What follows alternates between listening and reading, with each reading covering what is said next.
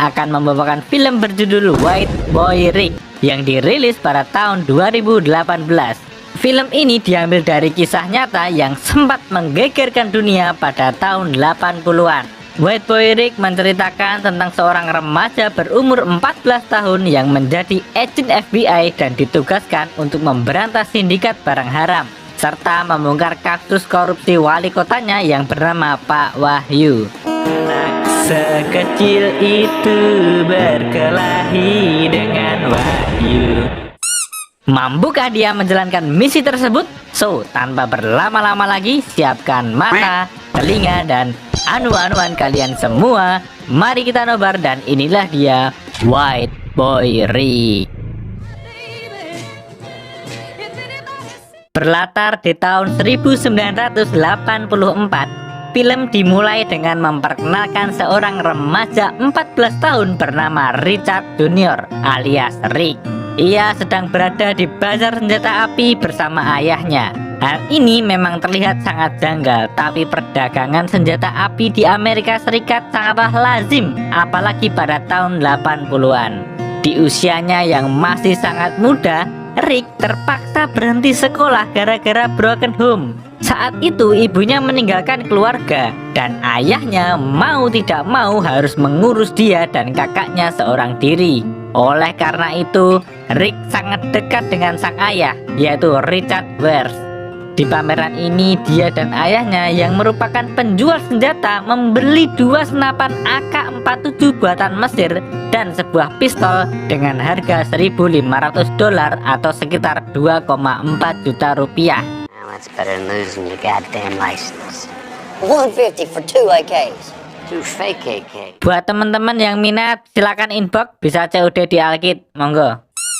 Saat mereka pulang, kita diperlihatkan dengan kota Detroit yang berada di negara bagian Michigan, Amerika Serikat, di mana pada waktu itu tempat ini dikenal sebagai kota yang penuh dengan kekerasan dan barang haram yang mungkin hampir sama dengan Tanjung Priok di Jakarta. Meskipun begitu, Richard tetap optimis dan mengatakan kalau kota ini akan menjadi lebih baik. Oleh karena itu, dia akan bekerja keras dan melakukan apapun untuk menyambung hidupnya. Dan ketika modalnya sudah siap, dia berencana untuk mendirikan toko rental DVD agar hidup dengan nyaman tanpa perlu jual beli senjata. Apalagi sampai transaksi barang haram seperti warga Detroit lainnya. You and I are gonna open up a video store, Rick. We're not sure. Sesampainya di rumah, Richard melihat mobil pacar anak sulungnya yang parkir di depan halaman. Spontan, dia pun langsung kesal karena pria itu telah memberi pengaruh buruk bagi putrinya. Dan dia hanya mau kondo atau modal komunikasi doang. Alhasil, dia pun langsung membawa senjata AK-47 di tangannya dan mengusir pria tersebut. Kemudian, dia juga memarahi anak sulungnya yang bernama Dawn karena selalu berpacaran dengan seorang jamet. Mendengar hal itu, Dawn pun membentak Richard dan mengatakan kalau dia adalah ayah terburuk di dunia. You don't have a goddamn thing under control. Your mother left you too, huh? You ever think about that? She left all of us. Setelahnya, Richard pergi ke basement untuk membuat peredam suara senapan. Dia lantas memberitahu Rick bahwa alat peredam tersebut bisa menaikkan harga senjata hingga 2 kali lipat. Malamnya, Rick yang sudah tidur tiba-tiba dibangunkan oleh Dawn. Rupanya dia ingin kabur bersama pacarnya. Sebelum pergi, dia memberikan nomor teleponnya kepada Rick agar Rick bisa menghubunginya jika membutuhkan bantuan. Sebenarnya Rick tidak mau ditinggal oleh sang kakak dan sudah membujuk Dawn untuk tidak pergi. Apalagi kaburnya bersama orang rendahan yang masih suka jongkok di WC duduk. Namun kakaknya sudah terlanjur cinta dengan pacarnya, jadi semua perkataan Rick sama sekali tidak ada artinya. Setelah berpamitan, Dawn pergi secara diam-diam, tapi tanpa dia sadari ayahnya terbangun dan melihatnya pergi dari jendela.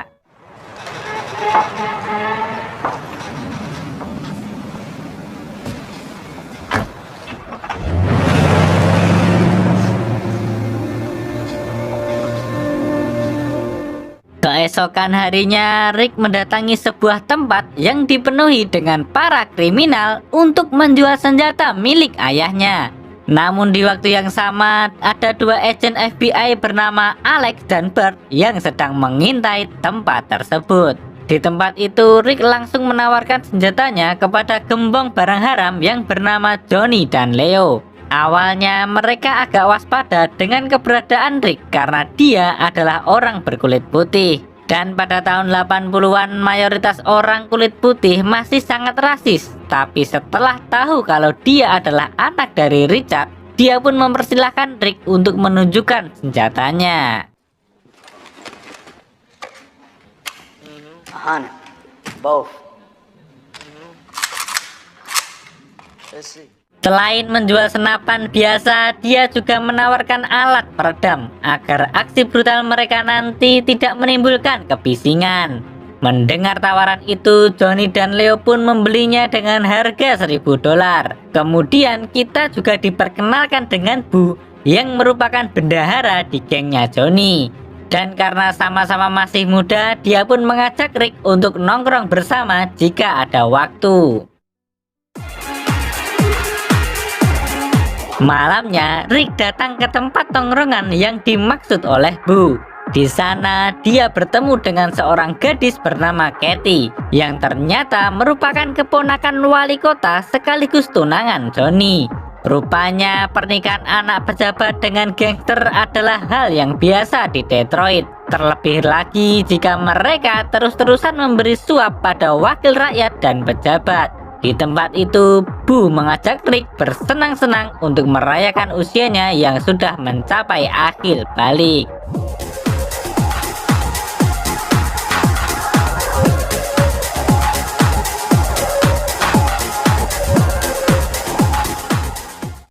Paginya, Bert dan Alex datang ke rumah Richard untuk memperoleh informasi tentang gembong barang haram yang sedang mereka buru. Namun Richard menolak untuk memberikan informasi tersebut dan berkata bahwa dia tidak tahu apa-apa tentang mereka.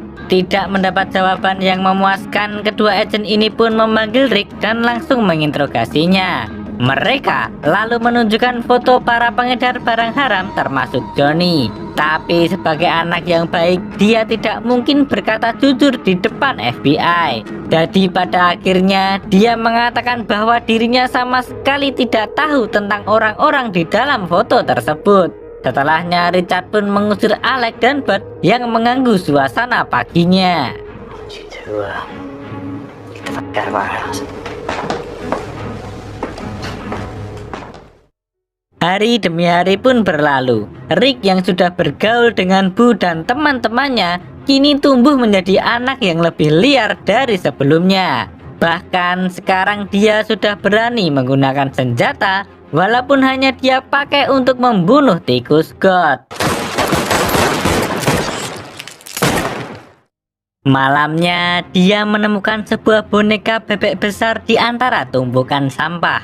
Karena kondisinya masih bagus, dia pun membawanya dan berniat akan memberikannya kepada Dawn sebagai hadiah. Di perjalanan pulang, dia dihampiri oleh Bert dan Alex yang tiba-tiba menyuruhnya untuk masuk ke dalam mobil.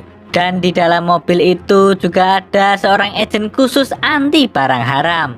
Kemudian mereka meminta Rick untuk menjadi seorang mata-mata sebab dia cukup dekat dengan gengnya Johnny. Awalnya Rick tidak mau melakukannya, tapi jika dia menolak, pasti FBI akan menangkap ayahnya.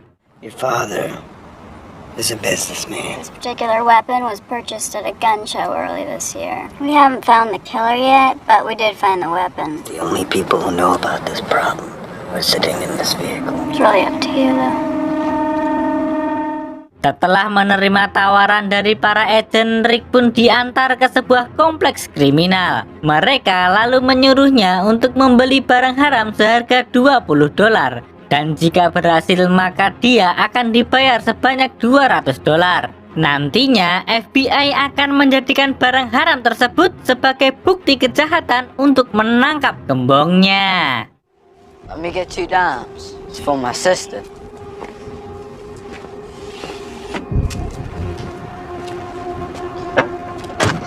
Keep that safety on.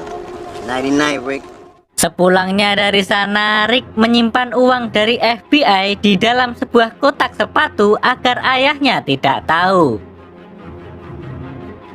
Pada keesokan harinya, Johnny mengajak Rick ke toko rental jas Tuxedo untuk menemaninya mencari jas yang cocok untuk dipakai di pernikahannya. Di tempat itu, Johnny berpesan kepada Rick untuk menjaga Bu baik-baik, karena dia adalah aset berharga di gengnya. Jadi jangan sampai Bu tertangkap oleh polisi, apalagi agen FBI. Mendengar hal tersebut, Rick pun mengatakan kalau Bu adalah sahabatnya dan dia tidak akan pernah mengkhianatinya. Di hari pernikahan Johnny, Rick bersiap-siap menggunakan kemeja dan jas yang dibelikan oleh gangster tersebut. Melihat itu, Richard menawarkan diri untuk menemaninya di sana. Namun Rick merasa bahwa dia tidak perlu ditemani, dan dia berkata bahwa akan membawakan ayahnya lemper dan es krim dari acara nikahan Johnny.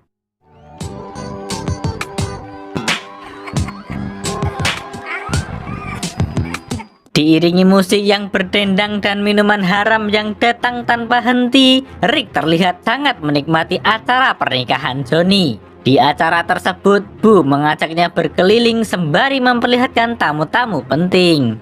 Selain itu, dia juga mengobrol dengan Katie untuk pertama kalinya. Dan hal itu pun membuatnya sedikit gugup. Apalagi wanita itu sempat membantunya merapikan dasinya yang miring. Hati-hati ya Rick, jangan sampai kamu menikung teman sendiri. Dalam perjalanan pulang bersama teman-teman, Rick bertemu dengan gebetan lamanya yang bernama Brenda. Karena masih menyimpan perasaan suka, dia pun mengajak gadis itu untuk nonton film di drive-in cinema.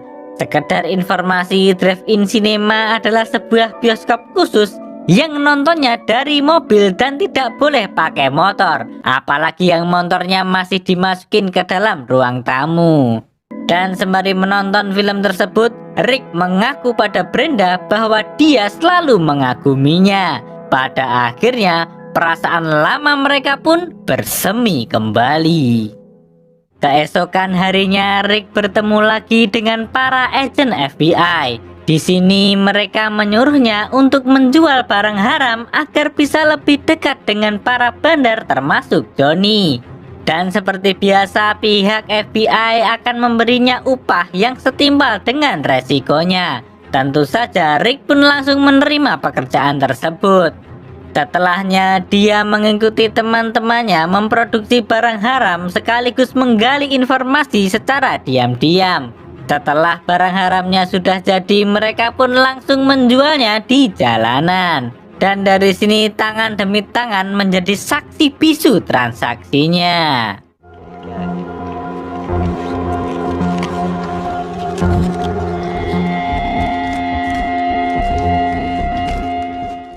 Beberapa bulan kemudian, Richard sedang menjual senjata api kepada ibu-ibu yang butuh sesuatu untuk melindungi dirinya. Di sela-sela nego, dia melihat Rick yang sedang berada di dalam mobil bersama para agen FBI.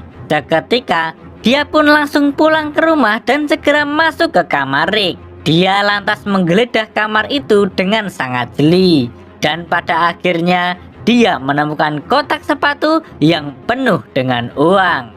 Setelahnya, dia menunggu Rick pulang di depan rumah dengan kotak sepatu Rick di pangkuannya. Saat anaknya pulang, Richard langsung menanyakan apa hubungannya dengan para agen tersebut. Dan karena Rick tidak mau menjawab, Richard pun terpaksa memberinya pelajaran. What happened, Rick? Malamnya, Rick memutuskan untuk bertemu dengan kakaknya di sebuah restoran. Melihat kondisi kakaknya yang semakin memburuk karena kecanduan barang haram, dia pun meminta kakaknya untuk pulang dan memperbaiki hubungan dengan keluarganya. Rick juga berkata bahwa dia sangat merindukannya, namun Dawn tidak mau pulang apalagi harus bertemu dengan ayahnya. Di tengah-tengah perbincangan, Rick melihat mobilnya dicuri oleh seseorang. Spontan, dia pun langsung keluar dan berusaha menghentikannya. What are you thinking? You took my grandfather's car! Sayangnya, Dawn sempat menembakkan pistolnya hingga terdengar polisi setempat. Alhasil, mereka berdua pun ditangkap saat itu juga. Beruntung, agen FBI datang dan melepaskan mereka. Walaupun dia dituntut dengan percobaan pembunuhan dan kepemilikan senjata, tapi para agen tersebut memastikan bahwa semua tuntutan itu akan dicabut, sehingga dia tidak perlu takut di penjara. Sepulangnya dari kantor polisi, Rick dimarahi oleh kakeknya karena ternyata mobil yang dicuri semalam adalah milik si kakek. Di sini, Richard menasehatinya agar lebih berhati-hati dalam bertindak. Kemudian dia sempat membahas tentang Dawn yang belum pulang sampai sekarang. Intinya, dia merasa bersalah kepadanya tapi tidak tahu cara bagaimana memperbaiki keadaan. Malamnya, Rick pergi ke markas Johnny untuk nongkrong. Tapi bos gangster itu memanggilnya untuk membicarakan sesuatu. Yang intinya, dia memperingatkan Rick agar tidak menjerumuskan Bu ke dalam bisnis barang haramnya. Sebab jika ketahuan oleh polisi, maka hukumannya akan sangat berat. Karena pada saat itu, polisi Amerika masih sangat rasis kepada orang kulit hitam. Dan seringkali mereka memberikan hukuman yang tidak masuk akal. Setelah itu, Johnny dan Leo menagih salah satu teman mereka yang sudah nunggak selama berbulan-bulan. Si tukang ngutang lalu mengatakan bahwa dirinya tidak bisa membayar sekarang. Namun, dia berjanji akan membayar utang itu di Las Vegas. Bahkan, dia akan membelikan Johnny tiket nonton tinju di hari pembayaran.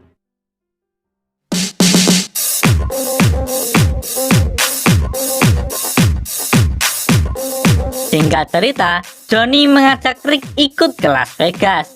Di sana, dia berpesta dan berjudi sembari menikmati kemewahan-kemewahan yang belum pernah dia rasakan. Tapi saat akan menonton pertandingan tinju, tiket mereka direbut oleh segerombolan gangster. Di sini, Johnny sebenarnya tidak ingin membrutal dan menghajar mereka semua. Akan tetapi dia berusaha menjaga emosinya. Untuk menghibur diri, Johnny mengajak anak buahnya menghadiri pesta yang diadakan oleh rekan bisnisnya. Di sini, Rick memanfaatkan momen ini untuk berkenalan dengan rekan Johnny tersebut. Di tengah pesta, Johnny lagi-lagi bertemu dengan gangster yang telah merebut tiketnya. Dan kali ini, dia benar-benar tidak bisa menahan amarahnya karena si Jamet terus merendahkannya tanpa sebab. Alhasil, dia pun mengambil sebuah botol kaca dan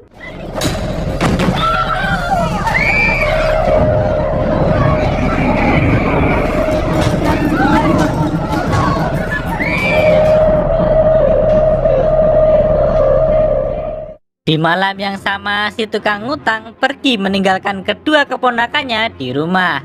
Ketika dia sudah berjalan cukup jauh, ada segerombolan orang yang mendatangi rumahnya dan langsung membantai semua orang di dalamnya. Damien! Damien! Keesokan harinya, kejadian itu disiarkan secara nasional.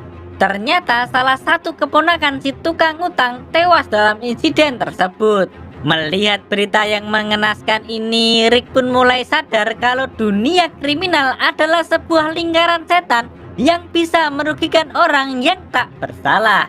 Karena cukup was-was, Rick pun langsung mencari pistol di basement ayahnya untuk berjaga-jaga. Sebab cepat atau lambat dia pasti akan menghadapi bahaya yang besar. Melihat itu, Richard pun menasehati anaknya untuk menjauhi dunia kriminal dan kembali bersekolah. Namun, Rick sudah terlanjur menyemplung ke dunia underground dan tidak mungkin kembali lagi. Di sini, Richard sedikit marah, apalagi setelah melihat anaknya yang memakai kalung Yahudi. Dia sempat berpikir kalau anaknya sudah pindah agama dengan alasan semua orang Yahudi pasti kaya. Tapi sebagai ayah, dia juga tidak bisa memaksakan pilihan kepada anaknya. Dan pada akhirnya, dia memilih untuk pasrah. Kemudian Rick mengunjungi markas Johnny. Di tempat ini, Johnny tampak sedang marah besar sekaligus panik gara-gara penembakan semalam. Karena biasanya polisi akan menyalahkan orang kulit hitam meskipun tidak terbukti bersalah. Terlebih lagi si tukang ngutang memang memiliki hubungan dengan gengnya Johnny. Damn it! Shit! Go, niggas, tear your ass!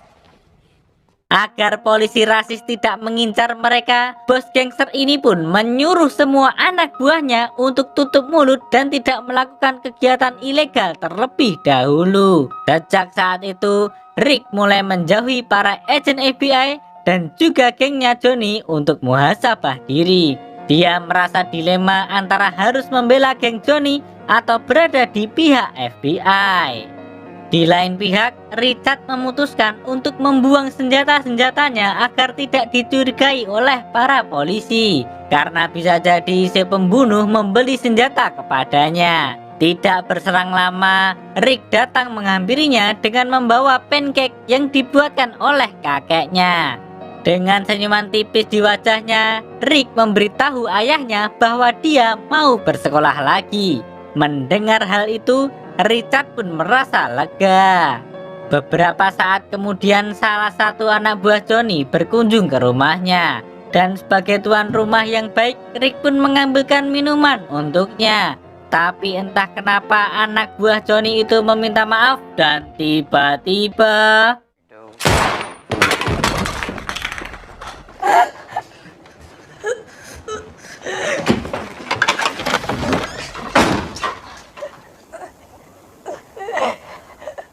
untungnya, dia berhasil diselamatkan di rumah sakit. Di sini, Richard terlihat sangat khawatir dan tidak henti-hentinya bersumpah serapah. Dia lalu mengatakan siapapun yang menembak anaknya pasti akan dia habisi tanpa ampun. Selain dirinya, agen FBI juga datang untuk menjaga ruang operasi agar tidak didatangi oleh orang-orang mencurigakan. Tidak lupa, mereka juga memberitahu Richard bahwa tersangka utamanya adalah anak buah Johnny. Tidak lama kemudian, Dawn datang ke rumah sakit dengan tergesa-gesa dan tidak bisa menyembunyikan kesedihannya. Ketika para agen FBI sedang fokus menjaga anaknya, Richard bertekad untuk menghabisi orang yang berani-beraninya menembak Rick. Dia lalu menunggu anak buah Johnny di sebuah tempat. Tapi entah kenapa pada saat mereka datang, tangan Richard mendadak gemetar sambil memegang pistol dan matanya kembali berkaca-kaca. Hingga akhirnya dia gagal melakukan aksi balas dendamnya.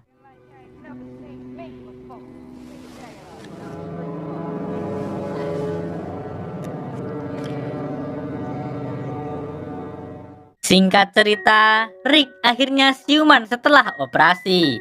Dawn pun merasa khawatir dengan Rick yang hidupnya dikelilingi oleh orang-orang berbahaya, mulai dari gangster, FBI, sampai Dede Inun. Padahal usianya masih sangat muda. Pagi harinya, bentar, dari tadi tuh pagi, malam, ini penulisnya tuh gimana sih Mas Barokah?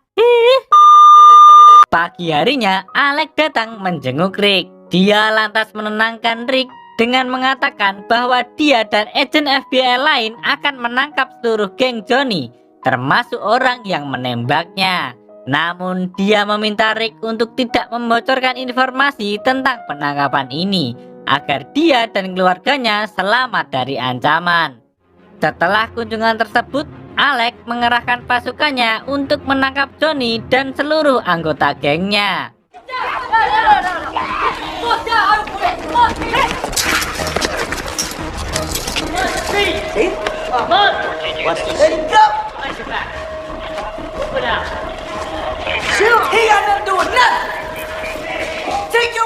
Beberapa hari kemudian Rick sudah mulai pulih dan diperbolehkan pulang. Sayangnya Rick belum bisa bersekolah demi keselamatannya dan keselamatan murid lain. Karena sudah bisa dipastikan para gangster akan mengincarnya, terutama yang bekerja sama dengan Johnny.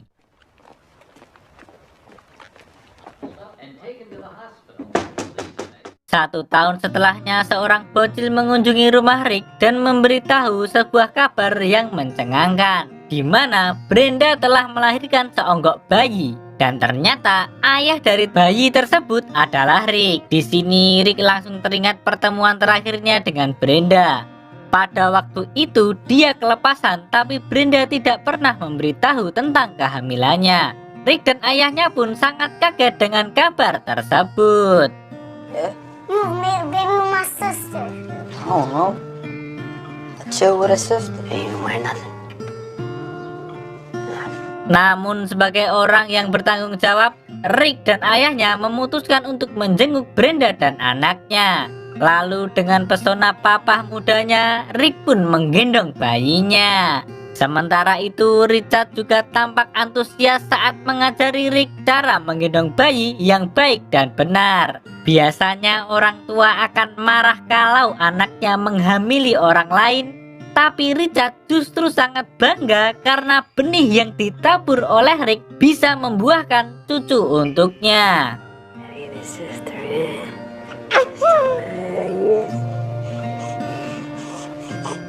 Tapi jujur teman-teman, kalian yakin nggak kalau ini anak Rick? Kok saya ragu ya? Yang setuju sama saya boleh komen, monggo. Sayangnya mereka tidak bisa merawat bayi itu bersama, sebab kondisi di kota Detroit masih belum aman. Di sini Richard berusaha menghibur Rick yang tampak masih bimbang dan belum tahu caranya menjadi papa muda. Dia juga mengatakan bahwa Rick dan Dawn merupakan anak yang tidak terduga kelahirannya. Awalnya Richard dan istrinya tidak ada niatan untuk mempunyai anak karena kondisi ekonomi mereka yang buruk. Namun setelah mereka berdua lahir, hidup Richard menjadi lebih berwarna. Dan sejak saat itu dia memutuskan untuk membesarkan kedua anaknya sebaik mungkin, meskipun ada berbagai rintangan yang menghadangnya. Your mother and I, we didn't plan on having Don, but in the end things worked out. Tapi di perjalanan pulang, Rick mengusulkan kepada ayahnya untuk kembali ke dunia kriminal dan menjual barang haram. Dengan kondisinya yang sekarang, mereka butuh uang tambahan untuk membesarkan bayinya. Tapi Richard menolak dengan keras dan ingin mencari uang secara halal saja. Padahal dia tahu sendiri kalau orang miskin akan semakin miskin jika tidak memiliki sebuah privilege. Dan satu-satunya cara saat ini adalah jualan barang haram. Di saat mereka berdebat, Richard sempat emosi dan tidak bisa mengendalikan mobilnya.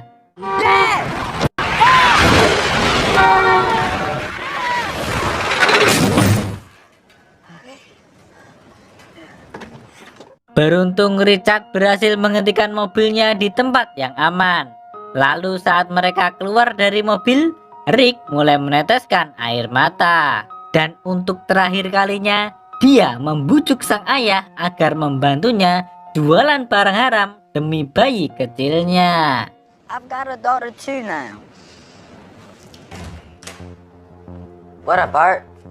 Setelah ayahnya setuju, Rick pun menggunakan koneksinya dengan mantan rekan Johnny untuk mendapatkan bahan barang haram. Dengan modal darinya, Rick pun kembali menjual barang haram di jalanan. Karena Johnny dan pengedar lain ditangkap, Rick sama sekali tidak punya saingan. Kemudian uang hasil penjualannya dia gunakan untuk membeli barang-barang kebutuhan Brenda dan anaknya. What's up, bro?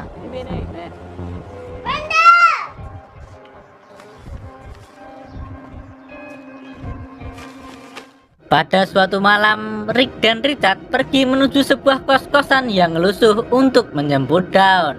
Rupanya kos-kosan ini adalah tempat tinggal para pecandu. Saat mereka tiba di kamarnya, gadis itu sedang teler berat. Alhasil Rick pun membujuknya untuk pulang. Namun Dawn menolak sebab dia masih membenci ayahnya.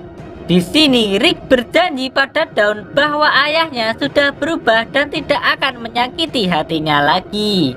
Tapi karena masih teler, gadis itu malah berteriak histeris saat melihat kehadiran Richard.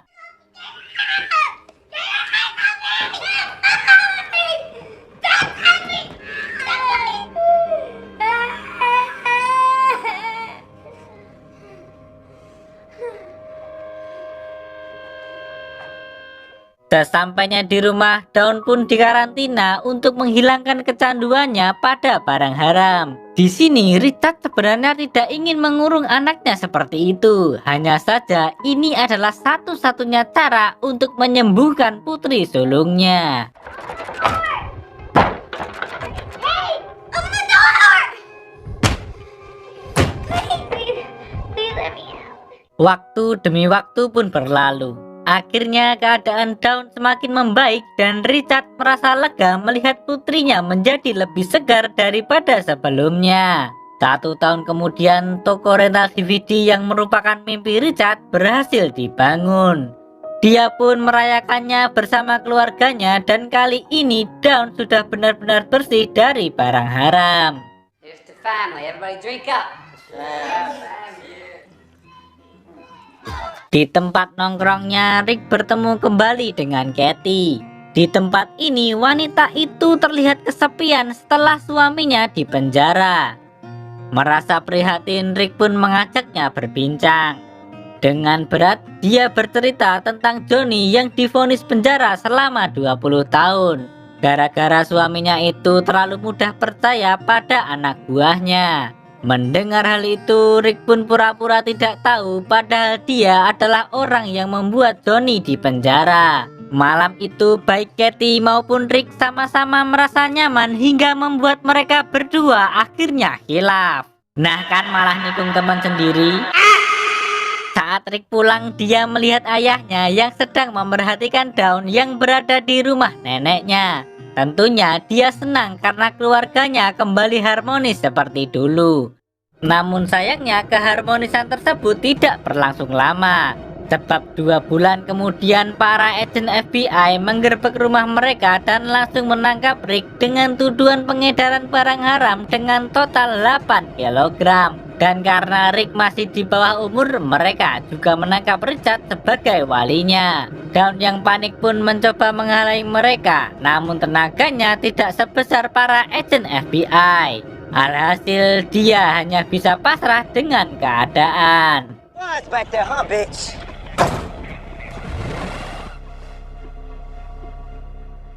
Setelahnya Rick dan ayahnya bertemu dengan Bert dan Alex. Mereka lalu menawarkan sebuah solusi yang mungkin bisa menjauhkan Rick dari hukuman penjara. Yang intinya, Richard harus menjadi informan sekali lagi untuk menjatuhkan wali kota yang korupsi. Tidak ada pilihan lain, Richard pun setuju untuk melakukannya.